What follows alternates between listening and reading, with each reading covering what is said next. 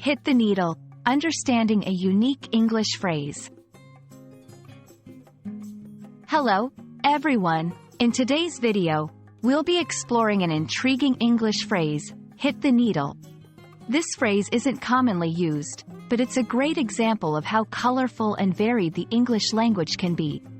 So, if you're ready to expand your English vocabulary and learn something new, let's dive in.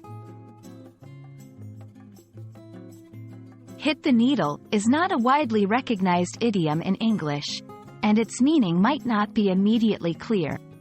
This phrase could be interpreted in different ways based on context. Today, we'll look at some possible meanings and how they might be used in conversation. 1. Literal meaning. At the most basic level, hit the needle could mean to literally strike a needle with something. This interpretation is straightforward but rarely used in everyday conversation. 2. Figurative use.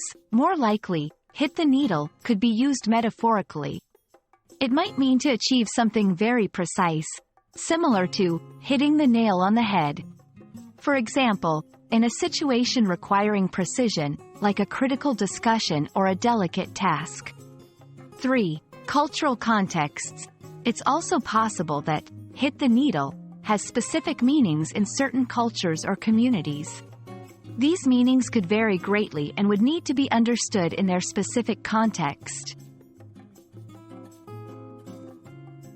When using hit the needle, it's important to consider the context. If it's not a common phrase in your community, it might confuse listeners. Here's an example of using it in a sentence. When she summarized the report's findings, she really hit the needle on its most important aspects.